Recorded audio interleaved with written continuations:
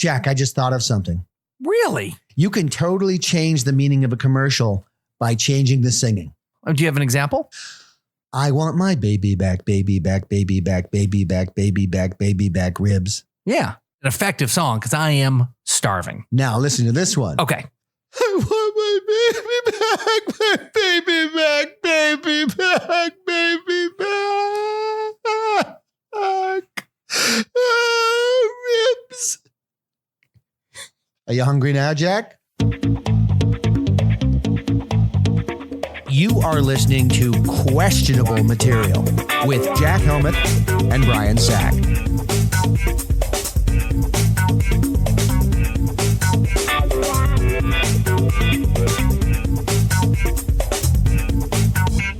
Oh, Jack. Yes. It's great having an opening. It really is. You know what's even better? What? Having a podcast that people are listening to. A podcast that, you know what? People are listening, Jack, and you know why I know that?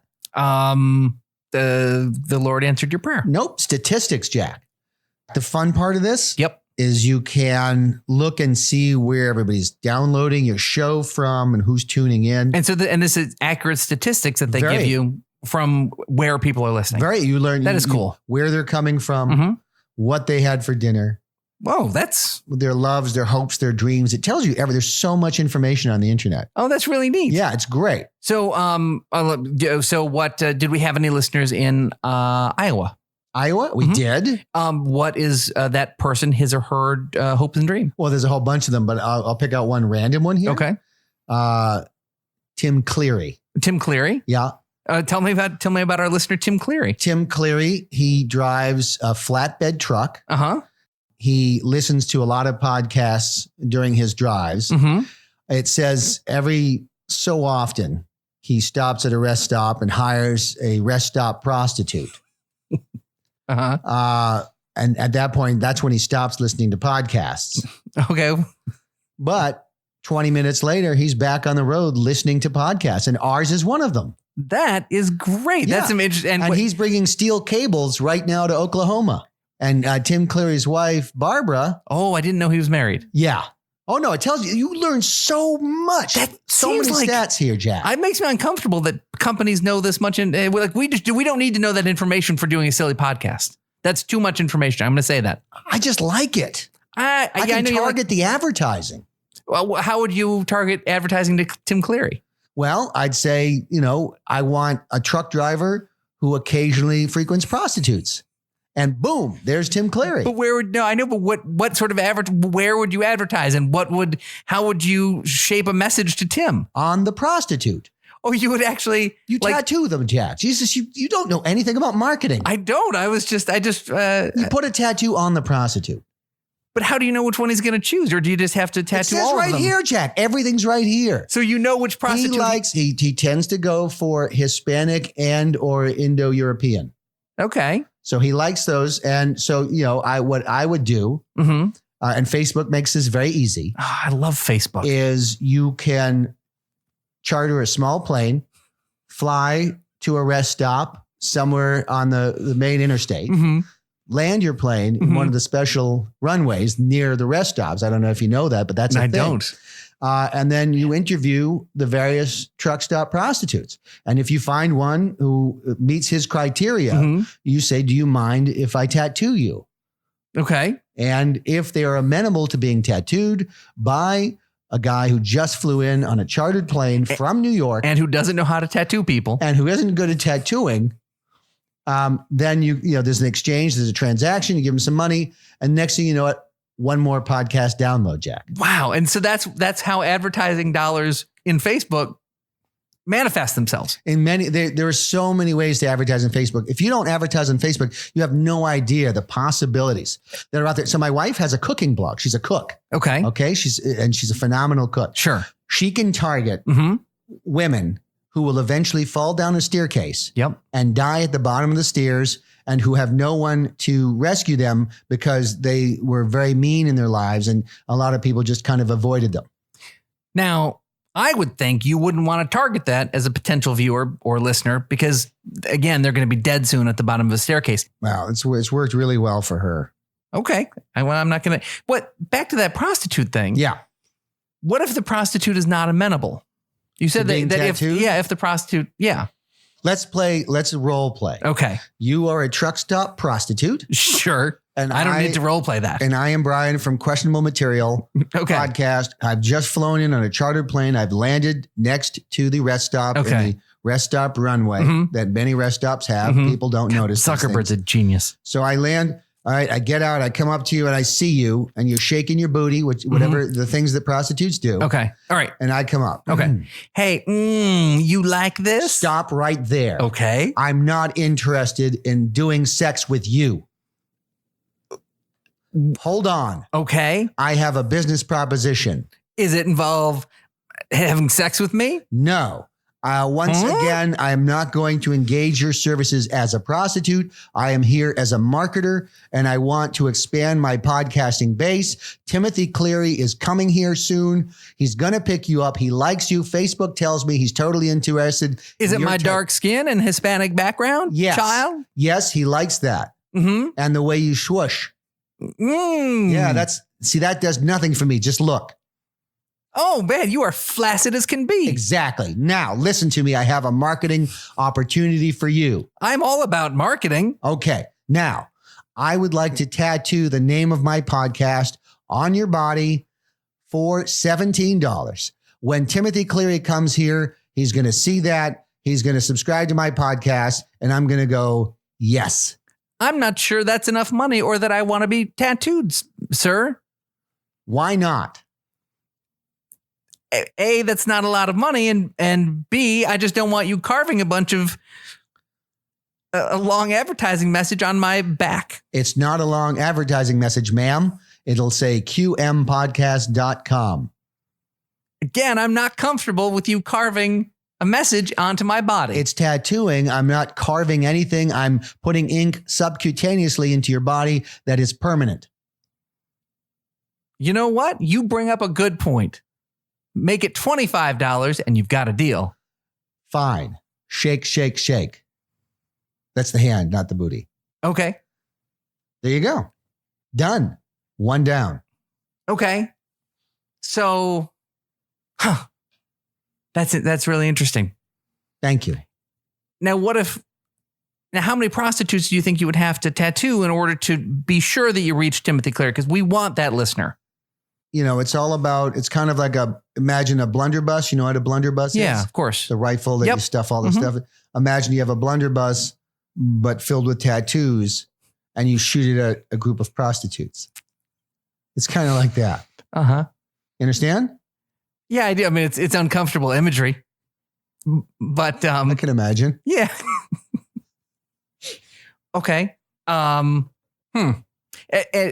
Are there any estimates? Because I know Facebook has this information. Are there any estimates as to how many prostitutes are at each rest stop along the route? Well, obviously it varies with season and the day of the week. But give me a typical time of day. How many prostitutes are at the typical rest stop in America? The typical rest stop? Just an average one. 7,300. That seems like a lot of prostitutes. Well, obviously, yeah, it's huge, large number, tons. I mean, I grew up in a small town in upstate New York. There are only 4,000 people there. Yeah. Most of them are prostitutes then. Statistically. I guess the numbers would say. Yeah. I mean, there's a rest stop very close by. Yeah. All prostitutes. Man. Yeah. I mean, I remember for a while, my dad, who was a professor and got laid off, he would come home sometimes with like a lot of like rolled up money. Like I was like, oh, that's a weird way for the university to pay you. And he like wouldn't look me in the eye. And he would just say, it's an education of some sort, son. And I don't know what that means. Let me ask you this. Okay. You know, when you see your dad completely naked? Yeah. Did you ever notice a tattoo on him? Yeah, there was. Oh my God. For what? It was for Burger King. Rest my case, Jack. Said, you think this is a Whopper? Try Burger King. Right? Yes, that's what it said. Yeah, that's what it said. I guess that is what it is. Well, I mean, we ate well. We had a roof and all you could eat Whopper Juniors. So, Brian. Yes, Jack. So I saw this in the news. Yes. The FBI says that they have there's an inmate in custody who they have now determined to be the deadliest serial killer in U.S. history. He's been behind bars since 2012, and he's responsible for about 90 killings nationwide. I mean, have a dream and live it. Good for him, man. But here's the thing that chafes me about this. The guy is black. And, you know, for all the talk of cultural appropriation these days, like when Brian goes down the street and he's wearing cornrows, for example, that you get a lot of heat because they're like, that's our culture. Yeah, you can't take it. Yeah. You can't do that stuff. And like, I'm sorry, but where's the outrage? This is our territory. Serial killing is a white man's game. Yes, that's what is he our doing? thing. And so, but where's the outrage? Where's the media on this? Where's the think pieces from Vox? Yeah, suddenly quiet. Yep. Yeah. But, you know, cultural appropriation, but it only happens one way. Wear a beautiful red dress and you're appropriating Chinese culture. Thank you. To a prom. You know, a black guy murders a lot of people, a serial killer. Oh, sorry. Oh, and everyone's silent. Yeah. I don't like to swear, but that really... right? It pisses you off. That ticks me off. So doing a podcast, it's really neat. I was on our website the other day. Yes. And I saw that there are a lot of things that I didn't know about you that I learned from the bio on the QMpodcast.com website. Is there anything about archery on there? You know, I didn't read it that closely. Good, because I didn't write anything about archery. If somebody put archery in there, we've been hacked. Okay. And you think if we got hacked, they would lightly change your bio? That's how they would get us? You never know with these people, these hackers. Mm-hmm. They could put anything in there. But, you know, Brian is really good at archery. I'm not. I'm okay. Right. If somebody says I'm good at archery, I know I've been hacked. Man. And it sounds like a classic Russian scam. Yeah. Or Ukrainian. Mm-hmm. Man. Yeah. Be careful with those people. Yeah. Well, so far, so good. Yeah. Because there's nothing there. But I saw that... So first of all, I saw that you were married. So I didn't know that. That's very got cool. a wife. Yeah. That's great. Yeah. And I see that you worked with John Mayer, the singer, songwriter. He probably dances a little bit. He's probably good at archery. John Mayer. Yes. What is he like? I love celebrity stories. I think that's like, I knew him for a long time. Okay. I knew. So and he wanted to do like this comedy thing with me. So called the Paul Reddy Show. Mm-hmm. For his album. And so, yeah, I flew out there, we recorded it. And well, what's he like? What's he like? Yeah. People love like celebrity dish and stuff. Like, yeah. I mean, you know, he's, I haven't talked to him in a long time because he screwed up my book launch. Mm-hmm. Really? He absolutely did. And, what happened? You want to hear okay. Yeah, sure. I'll tell you that. You never told you the story? I actually don't think you have. Okay. So I had a book coming out. Mm-hmm. And John, because I had known him for a long time, we were friends. I sent him an advance copy, and he texted me out of the blue, or it wasn't text, it was iChat at the time. Okay. iChat me, said, I'm reading your book right now, sitting on a plane, and I love it. I want to help you promote it. That's amazing. Yeah. And I was like, oh God, awesome. Right. Like, and so we kind of went back and forth, like, how are we going to promote it? And we came up with a really funny idea. To tattoo it on Jennifer Aniston's back. Now, he was dating her at the time. That's funny you say that. So we came up with this very funny idea. Mm-hmm. And it was something about like, I'm reading a chapter from my book and he's improvising music in the background and singing. It was funny and it was very cool. And so anyway, he goes, you know, you have my word that I'll make this happen before I go on tour. Did he actually? He actually said, I have the chat text. I have the text. And he said the words, you have my word. You have my word. Yeah. Because I was like, well, you got to, you know, if we're going to do this, I got to make sure it happens, blah, blah, blah. He's like, you have my word. I'm going to make it happen before I go on tour. I'm like, okay. So I bet it happens. So I tell the publishing company at the HarperCollins, and I tell my publisher there, I'm like, oh, I got this great thing, you know, out of the blue, like John Mayer is going to help me promote my book. And they're like, that's fantastic. So they changed their entire marketing platform for the book. Okay. To basically just be John Mayer. Because, you know, these publishing companies, they do the bare minimum for promoting a book. Yep. It's like, well, we'll do this, we'll do this. And they're like, oh, John Mayer's going to lift that load? Sure. So they, great. So we get down towards the deadline where he's going on tour. And I'd see him on, this was back when on iChat or whatever, you could see when the other person was online and they'd be like, whoosh, and disappear if they turned off. So I'd see him online and be like, hey, just want to touch base about this proposal, blah, blah, blah, let me know. And no response. And I'd see, it's weird. He's online. And then I tried again and again and just never got a response. I'm like, okay, I'm going to have to up my game. I don't want to be the annoying guy, but I just want to follow up on that. He did. He gave me his word. So I sent him an email. Hey, just following up, on this thing and blah, blah, blah. This is the date. I know you're going on tour on this date. Here's this time. HarperCollins said they will fly me to LA.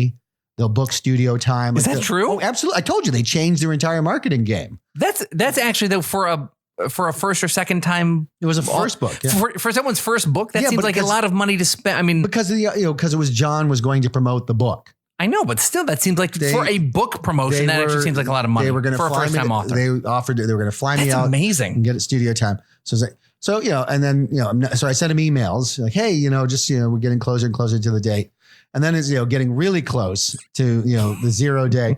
So I call him. And I didn't want to be annoying. That's why I hadn't called him. So I call him and leave him a message. And then, then it comes to the day before it's too late. So the flight is booked? No. I mean, because, we were trying to make the plans.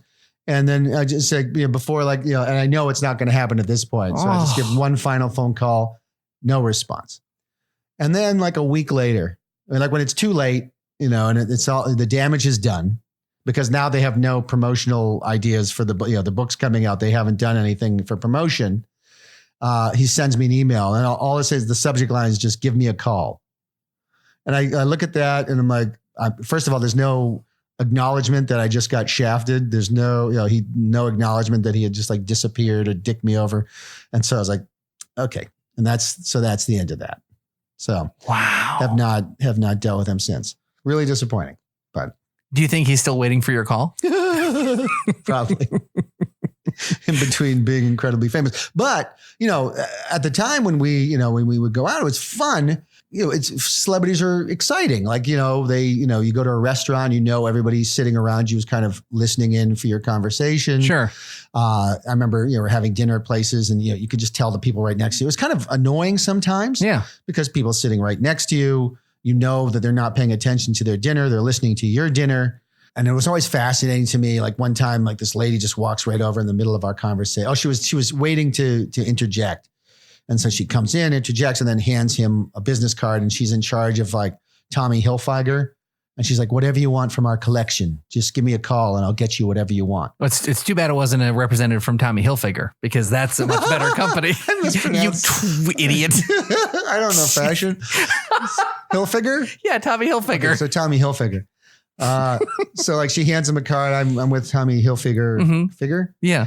You can have whatever you want. And I'm just thinking, and I told him, I'm like, this is so unfair because you're famous, you got all this money and they're just going to give you free clothes on top of it. That's amazing. But so lots of fun stories. I once got a business card from a lady who worked at Tommy Hilfiger and totally you don't want to work with them. That's all I'm going to say.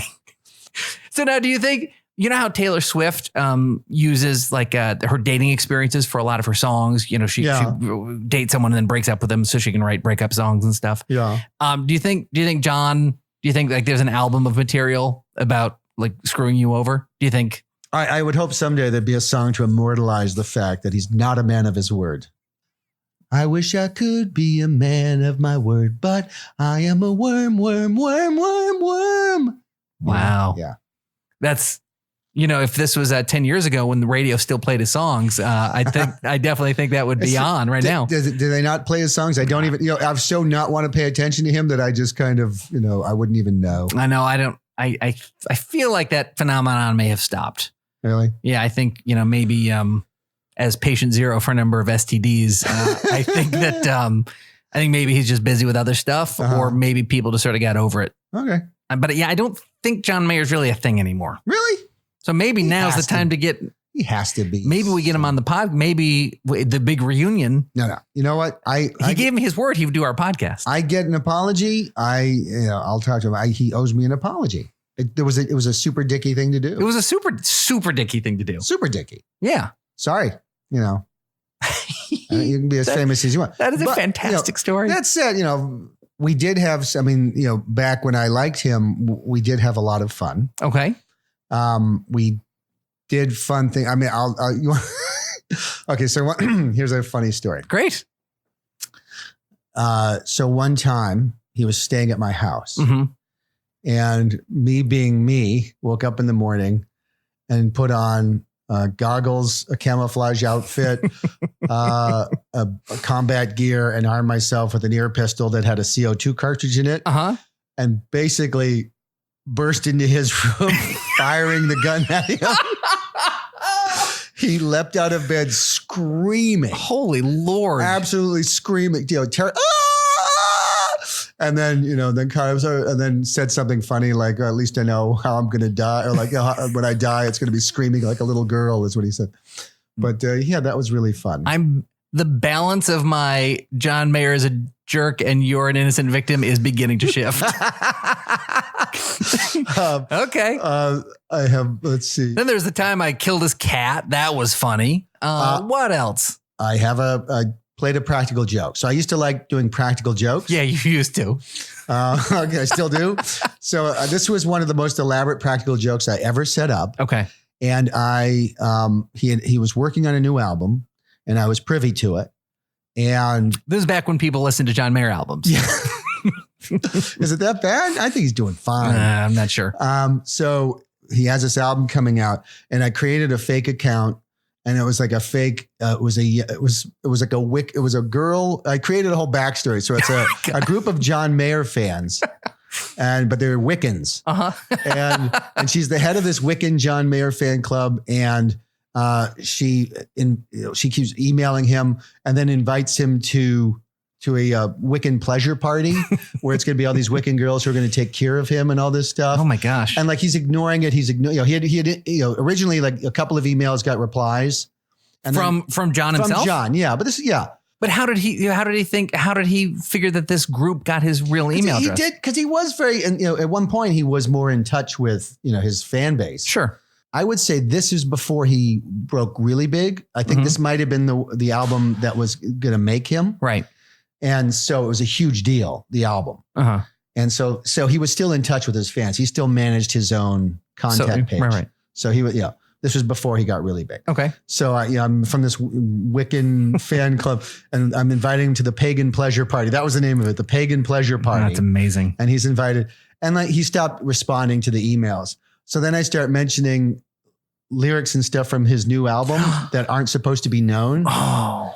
And I say, we're really excited about I love these lyrics, blah, blah, blah. This is great. And then all I get is an email saying, call me. This is from, to the girl, the fake girl. So, he sends a lot of those messages. I know, right? Okay. So, oh my gosh. So he sends this. And he's like, but he's got to know at some point a friend is just pulling his leg at this point. Well, this is what happened. So he's freaking out. He actually called somebody. I can't remember if it was his manager or somebody and accused them of leaking stuff. Oh, and basically created, this, problem, accusing the guy, are you doing this to me? Blah, blah, blah. And then out of the blue, he calls me like late at night and I'm like, pick up the phone, like, hello, is it you? I'm like, what? Is it you? And it was, is it what? What? And he's like, I need to know. It wasn't even funny anymore. My gosh. Because he was traumatized. And so I owned up to it because at that point it wasn't funny anymore, but man, it was good. That is amazing. Oh my God. That's really funny. Yeah, it's a good story. That is a great story. Yep. I definitely,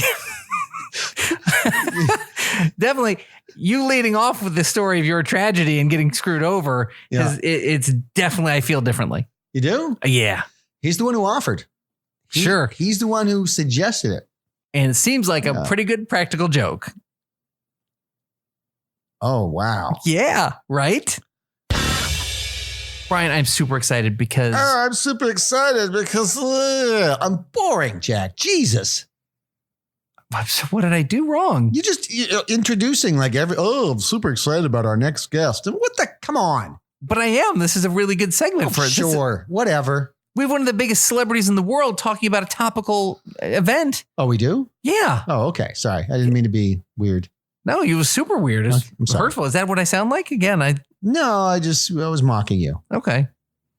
I knew that felt familiar. You should be used to that. Yeah, now. I know. Exactly. I've been me for 45 years. So who's the special guest we got today, Jack? Well, from the TV show Sesame Street. Oh, we have Cookie Monster, who's coming on the show today to talk about an item in the news that immediately caught my eye. What's that? I don't know if you saw this, Brian. There is a Muppet called Carly, Karli, Carly, who has been on the show before, and she's had a sort of a modern Muppet who's got some grown up problems or whatever. Karli. Yeah, Carly, and because God forbid you spell it the normal way. Right. It's like Allison with 3 L's and 6 Y's. Yes. Yes, exactly. So Carly, the Muppet, is going to teach kids about a difficult subject, the opioid crisis. Are you serious? Yes. A new Muppet named Carly, whose mother is a recovering addict. What? Appears in an online only segment. You know what happened to Sesame Street? Bill de Blasio. But Carly's mom was so depressed by how shitty New York's gotten that she got everything went downhill and she got opioids. Yeah. Oh, so that's what my kids would see if they were babies. Yes, if they were babies, they'd be like, they'd be learning about OxyContin and how it makes your blood feel like it's wearing a warm blanket. Gather around, kids. Let's learn about opioids when you're 5, 6. Yeah, I mean, do we need to cover every eventuality of any bad thing that happens to a kid? I mean, we don't need that. I don't know. What do you think? I think childhood used to be fun. Yeah. Now all the grown-ups feel like they want to make it terrible. Well, if the climate doesn't kill you, opioids will.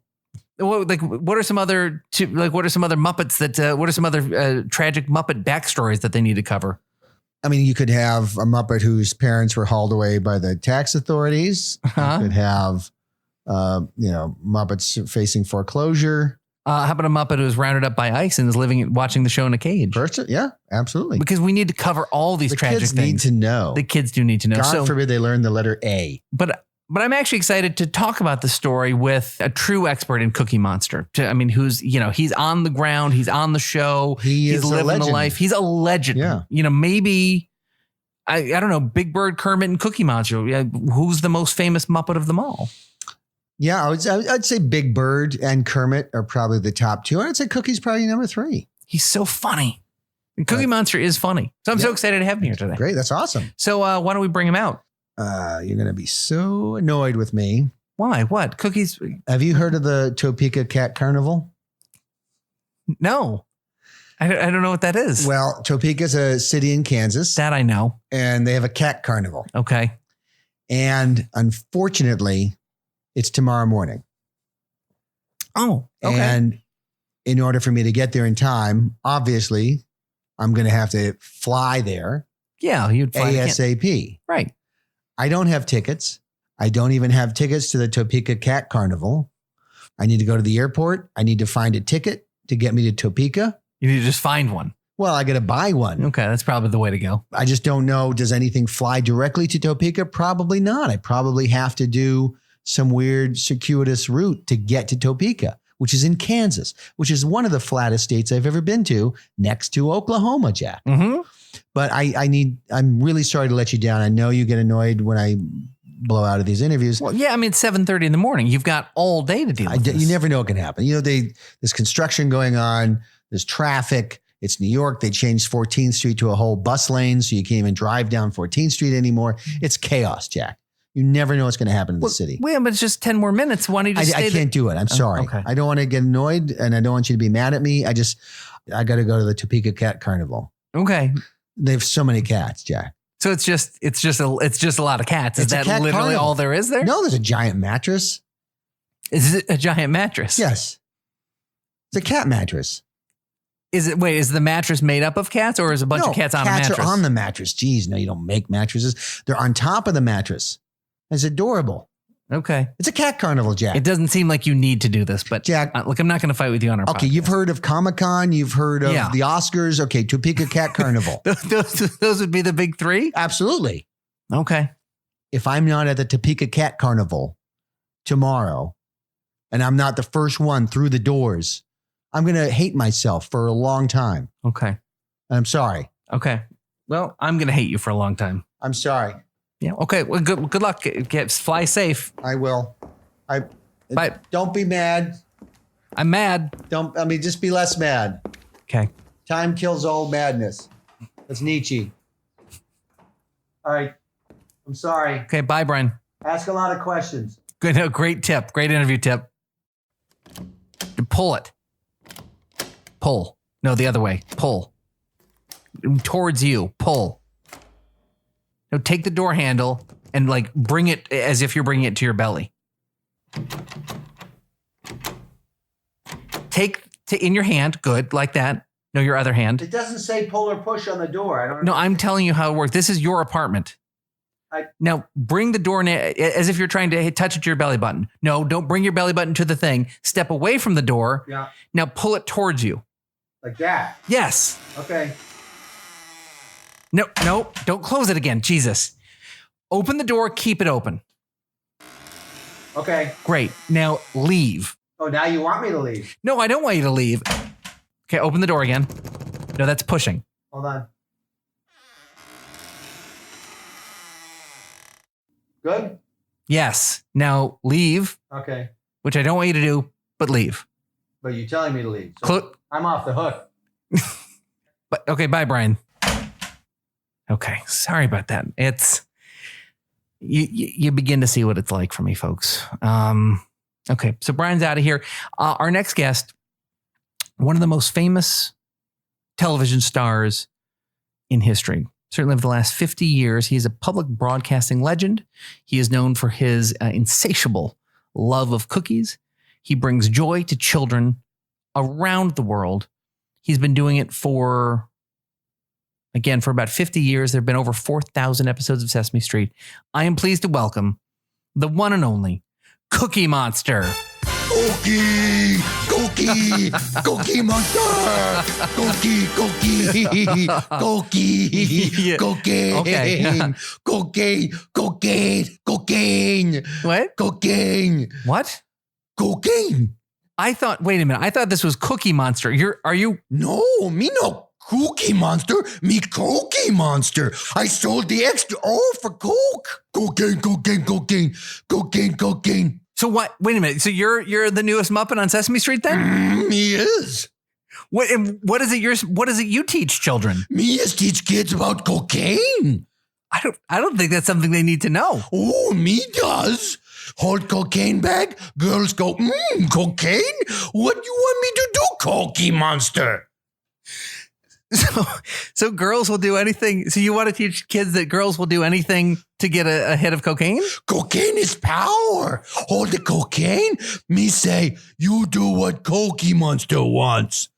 What is it Cookie Monster wants? Whatever Cookie Monster feel like. Cocaine. Oh, cocaine. Okay, I'm going to sort of have to pivot on some of the cute questions I had written for Cookie Monster about. Me no Cookie No, I know. Monster. You've covered that. I know. You've got a lot of energy. I need you to bring it down a little bit. Me could talk all night. Yeah, I know you can. Well, let me ask you this. Okay, so I know you want to teach kids about cocaine for some reason, but what other important lessons do you think that you can teach children? 1, 2, 3 gram. 3 gram, $270? Cookie go crazy. Oh, so you're teaching kids the ways to save money. Maybe it's fairly advanced, but I think Sesame Street might cover that sort of thing. Cocaine is white. White start with the letter W. Oh, yeah. WHITE. Cocaine. Okay. You might tweak the end of that because you spelled white. Like cocaine. Cocaine white like powder. Don't let them cut it with rat poison. Jesus. Mr. Hooper cut with flour. God rest his soul. God rest Mr. Hooper's soul. What happened to Mr. Hooper? Mr. Hooper died. How did he die? Cookie, what's wrong? Did you? Mr. Hooper moved suddenly. Oh, no. Mr. Hooper scared Cookie Monster. Why were you robbing your own dealer? Cookie Monster have problem. We know that, Cookie. We knew that the second you started talking.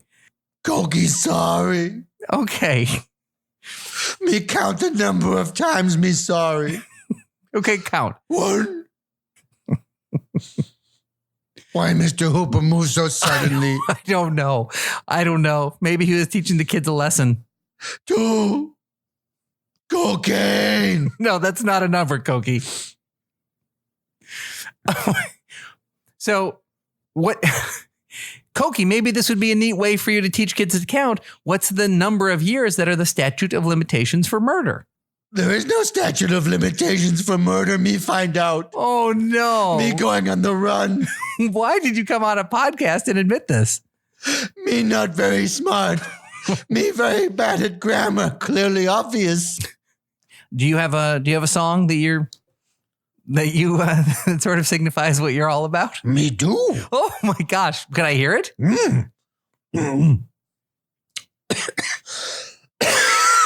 You're coughing up blood. Me need tissue. Here, just spit it in this. Okay. Me ready now. What these letters start with C-O-A-I-N-E. Cocaine, cocaine, cocaine. Cocaine, cocaine, cocaine. C-O-C-A-I-N-E. Cocaine. Cocaine, cocaine, cocaine. Cocaine, cocaine, cocaine. C-O-C-A-I-N-E. Cocaine, cocaine, cocaine. Coke me. Your song is chilling. I don't think that's any child's going to enjoy that. Me take break from cocaine. Yes. Way to be, Cokie. Me do anything for Dimebag. Come on, Jack. No, I don't need anything done. I need you. Here for a Dimebag, you can leave. Thank you for being on the show, but you need to leave. Me thank you. Okay, me thank you as well. Thanks for being here. Me thank you. Okay, you said that. Cokie Monster, everybody.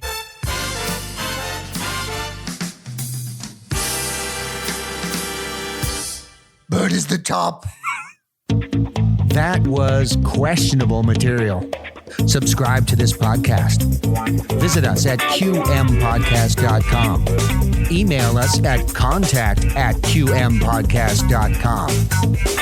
Follow us on Twitter at questionablematt.